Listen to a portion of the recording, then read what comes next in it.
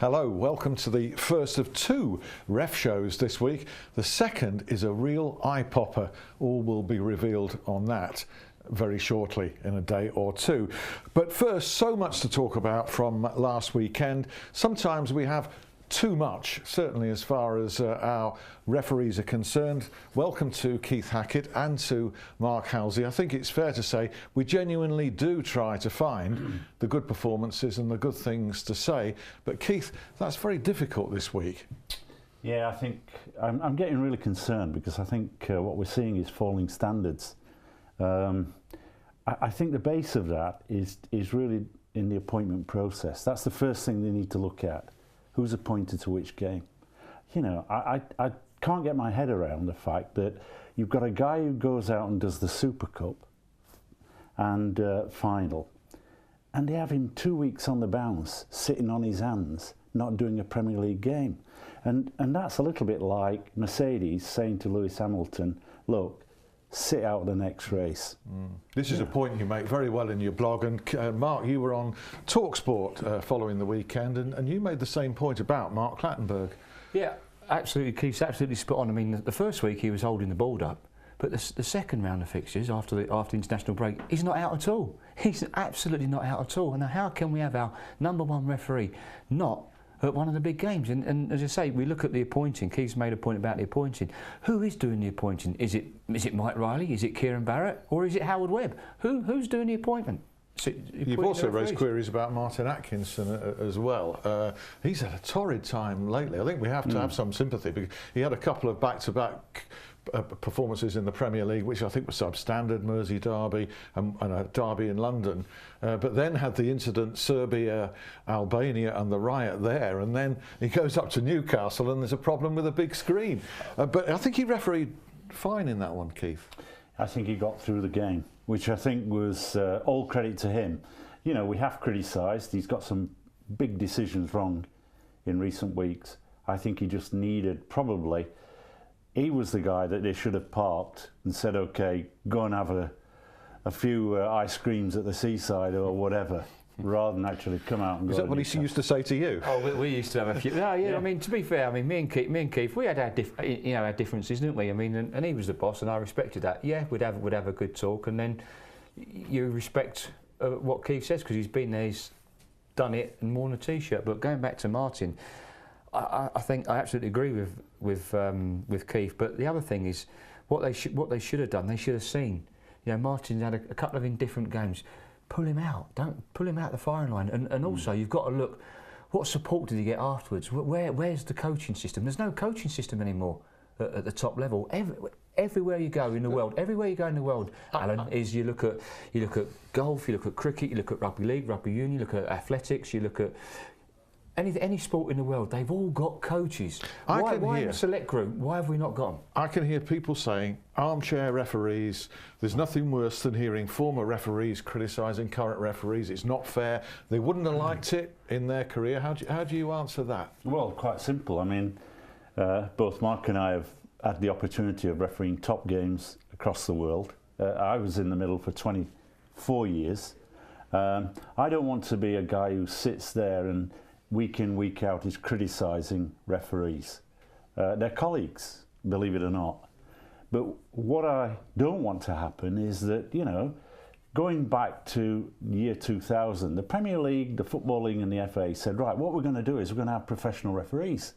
You know, one of the biggest supporters of that was Sir Dave Richards. And part of that commitment was we will improve the refereeing standards. If we go professional. And flatly you see them declining at the moment. And I see at the moment they decline. Can we specifically then just go through an eventful weekend in perhaps the worst possible way? Stoke 2, Swansea 1 to start with. That was Michael Oliver. Now really was focusing in particular on two penalties here. It's a two-sided story. The first of those was for grappling, word that we've heard on this site many times, and the site has campaigned against it or for action, Mark. Yeah, I mean, I thought it was an absolutely fantastic decision by Michael. I mean, there is pulling and pushing going on in the penalty area, and it's part and parcel of the game, and there's an acceptable level that goes on. But that's the one that we want to stamp out, and that was a great spot by Michael. He was in a great viewing angle, great position, and I thought he was absolutely spot on to award a penalty. I thought it was a little bit harsh to a yellow card as well, but that's Michael's choice. But all it was a holding offence, but. You know, going on to the second penalty, I mean, we're not here criticising. I thought Michael refereed the game really well. I thought he managed the game well. His communication with players was very good. His positioning was good. But as I say, we're talking about two penalties. One was a nailed-on penalty, and the second one, I'm afraid, was not a penalty. And I just think he's been sucked in by giving the first one. Sort of people say, has he evened it up? No, he hasn't evened it up. I just think it's a little bit of an inexperienced on Michael's part at that level, Keith. This is Victor Moses and what we call simulation, but I think, Keith, in your blog on this subject, you used a far stronger and perhaps more accurate word. Well, he dived. I mean, there's no question that this was an act of diving, and we've heard the word cheat. I mean, for fellow professionals to do this within the game, it's a great problem within the game that no one wants to accept. There's this. Well, it doesn't happen very often. Actually, it happens a lot. And I said a few years ago, I had all the managers in a meeting, and I stood up, and they looked aghast when I said, guys, I can assure you, we are going to get this wrong, and what we need is your help, and your help will be through a commitment of saying to your players, don't do it. I have to say, I thought, well, is this going to happen? And within a matter of days, David Moyes came out and said, I'm going to support this. I think this is right for the game. And other managers followed suit. People like Harry Redknapp and Sir Alex Ferguson and Sam Allardyce. They all went, yeah, we see the problem. Should that same appeal be made again then? The managers collected together? And I mean, yes, I think it should. And I think it's down to the PFA and to sort that out. But also, it's up to the referees as well, because the player, Victor Moses, is asking the question of the referee. And the referee's got to be mentally tough, mentally strong in that situation at the Britannia Stadium to just wave it away. I mean, for me, what Michael should have done was just played on, because yes, there is a little bit of contact, and when you do go through at pace, a bit of contact, you do tend to lose your balance at time. It doesn't mean to say it's a penalty, and I just felt Michael should have just played on there. Well, Gary Monk, I just was going to say, Keith, his comments are being investigated. He was very, very upset, very, very annoyed. His anger going towards the referee, but also towards Victor Moses and Mark Hughes taking exception. I don't know if you understand the frustration there. Well, I can understand the frustration, because I think that he's had some bad calls this year. Anybody looking at Swansea are a side that's well disciplined, that's capable of playing good football, entertaining football. And let's make no mistake, that was a cracking match. But you cannot have a referee's decision, and this was a referee's decision that changed the course of that particular game and influenced the result. And that's got to be a massive downer for the manager who makes a comment. And he makes it within minutes of the game ending. A lot of frustration building up, so one can understand that. Well, talking of managerial frustration, if you like, and conduct, Neil Warnock came under the focus of quite a number of experts on our site for what they considered to be was unacceptable behaviour after the Crystal Palace 1 Chelsea 2 game, in that effectively it appeared that he was encouraging his players not to shake hands with the officials. Can that be condoned? Yeah, I mean, I've had the experience of that with Neil a couple of seasons ago when I refereed Millwall Leeds. Obviously they come away with a 1-0 defeat. I'd sent one of their players off, and their players had come up to shake my hand. And Neil come running over, and it's unlike Neil. I mean, that's, like we say, the pressures of managing a football club is enormous today. So it is disappointing, and I'm very surprised by Neil, because Neil's a cracking fella. It's unlike Neil. What's your take on it, Keith? Well, first of all, I mean, we come from the basis that he's a qualified referee. So somewhere in his career, he's taken time out to get a knowledge of the laws, and he's actually refereed football matches. So I think that probably, to some degree, adds to his frustration when he sees a level of incompetence. Behind the scenes, my experience of Neil Warnock is you get him away from the green bit, and he will produce you the DVD, and he will come up with very strong arguments, a little bit like Sam Allardyce does, that are very difficult to say you are wrong. And I think that if the communication's right, PGMOL with managers, and to some degree that is open dialogue and transparent, then that channel is open. You know, I mean, okay, it got a little bit like I'm going to phone Keith Hackett on after matches. We saw that too frequently. But here he's encouraging players not to shake hands with the referees. I find that is unacceptable. But he's saying, can we look upon this from another point of view? He made a complaint in the media that he felt that Chelsea players were unfairly influencing the referee Craig Pawson in that game. Well, you look at it. You look at the John Terry situation. Should have been booked. Yeah, I mean, for me, that in that sort of game, it's a cautionable offence. It's a reckless challenge, and he's got a fair point there. And then obviously he goes and then cautions Delaney. But then Delaney committed a sort of a stroke careless reckless challenge, and he warned him to that. So.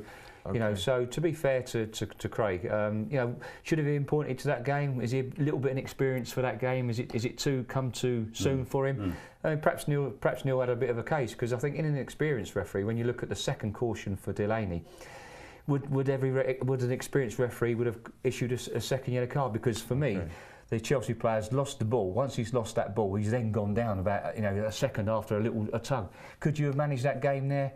And I would say an experienced referee possibly would have managed that situation. Okay, there, and being fair now, one or two performances we should acknowledge. Phil Dowd for starters, QPR 2, Liverpool 3. You've questioned his fitness this season, but it seems to be picking up, and he's actually been rewarded. He's got the biggest game this coming weekend, which is Manchester United-Chelsea. Also good, I think, was Kevin Friend, Burnley 1, West Ham 3, and Anthony Taylor, who was at the Villa-Everton game, Everton winning 3-0, plus Mike Dean as well, the Monday night game, West Brom, Manchester United. I mean, Mike Dean's very experienced. I mean, Mike is a class referee. There's no two ways about that. And it's nice to see Kevin Friend just coming in, doing a business, coming in, going out, and the same with Anthony. They're just going about their business quietly. No, not looking for trouble, no confrontations, and it's paying off for them. I think Kevin and Anthony are doing well. Okay, so some good things. But we come to now. The headline game, I suppose, of last weekend, which was Manchester City 4, Tottenham Hotspur 1.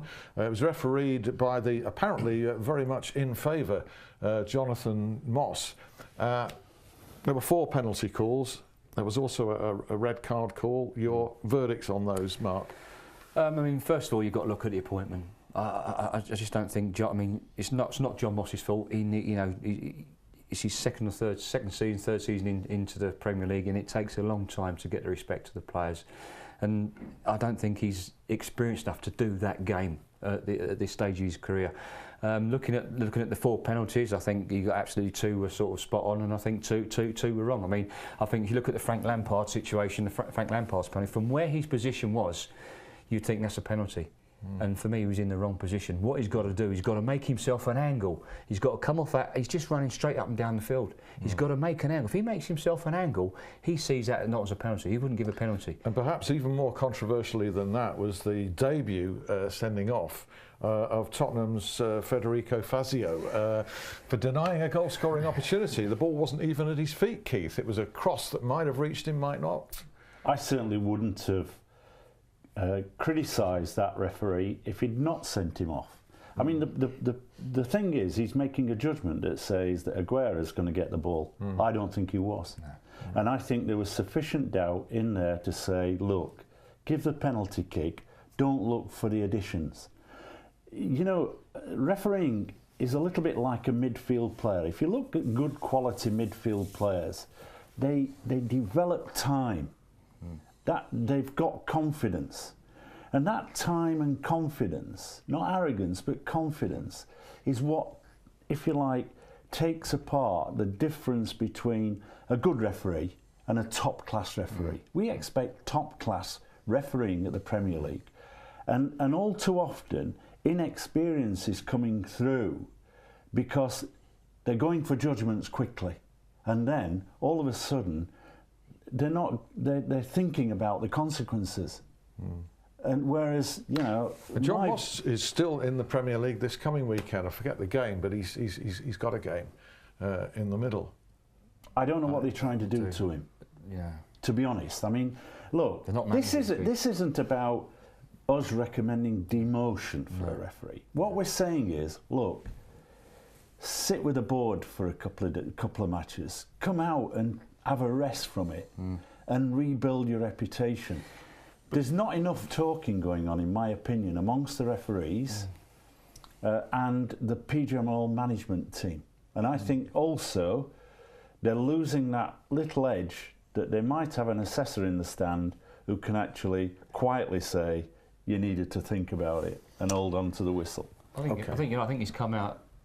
He doesn't want to lose the player, and he's given the free kick. And you can see his red cards come straight out. He's not giving himself any thinking time. Not. No thinking time whatsoever. And if you look at the laws of the game, you quite clearly, it has to be a clear and obvious goal-scoring opportunity. Yeah. And there's too much doubt there. And you've got to look at it as well. That's John Moss's 6th live TV game this season. That's a lot. And his last one was the Everton-Chelsea game. Right. Arsenal 2, Hull 2. Arsene Wenger not happy. This was Roger East who was referee. I think you warned against Roger's appointment for this game, and you won't have been pleased that, to some extent, that warning was borne out. Diarmi's goal when it seemed to be a foul on Flamini first. It's a clear foul, and someone, the assistant or Roger, should have seen that. And I mean, Roger's a lovely guy. He's just not a Premier League referee. I'm sorry, he's just not a Premier League referee. And I want Roger to do well. I want to see him doing well in the Premier League. I want him to show everybody he can referee. But I think that's his first game in the Premier League this season, or first or second game. Not sure. Keith, I think he's been. It might be his first. Might be his first. I mean, game. Hey, listen, I've actually taken referees off the list who are more competent than 1 or 2 of these referees in this group currently. He's not in full time. He's not in full time yet. No, Keith, that is a very, very strong statement. Well, it is. But I mean, is look. It fair? I mean, let's take it. I mean, I took off Keith Stroud as a referee because, in my opinion, at that time he'd lost form and he'd lost confidence. Let us be clear that that's what happened to Uriah Rennie. Uriah Rennie was put down onto the Football League for a season, gained his confidence, came back and was an outstanding referee. Keith Stroud, exactly the same. Don't jump people up from being a nationalist referee into this goldfish bowl of 22 cameras, every media coverage around the world. What you want to be doing is setting an example. We are the best referees. When we had Paul leading the group, Webb leading the group of referees, we could say quite categorically we had the world's best referees. Okay. The man who could lead the group, Clattenburg, is being underutilised, and I can't get to grips with that as to why that is the case. Okay, because his face doesn't fit. Oh. Well, these are strong statements. I can't debate that really with you either way, but you both form that view. Southampton 8, Sunderland 0 to finish with. You wouldn't expect any controversy in an 8-0, but in fact at 2-0 there was quite a big call when a penalty should have been really awarded. Fletcher of Sunderland was going through, keeper brought him down. Yeah, I mean, Andre's, I think he's an excellent referee. Andre, he's just coming back from injury. He's been out with a serious calf injury, so he's finding his feet, he's getting back into it. And yeah, I mean, from where his position was, he can perhaps see that he's come out and the players jumped over. But when we see once again we see the replay, I mean we've action for video referees on this site, and I think it's now we've got to start thinking, pushing more and more, because the game stopped, the ball's gone out for I think it was a corner, wasn't it? And then you could just go upstairs and just say, look, have I got this one wrong? And they come back and say yes, it's a penalty. Is it a denial? Keeper's just got a touch for it, so it's going wide. Is it a denial? Not. So I think penalty, sufficient punishment. And Andre's he's made an error of judgment there. Okay, Mark and Keith, as ever, thanks ever so much indeed. Thank you for watching the Ref Show. As promised at the start, there will be a second Ref Show coming in a day or two's time, and don't miss that one either. You'll really enjoy it. Thanks again for your company. Bye bye now.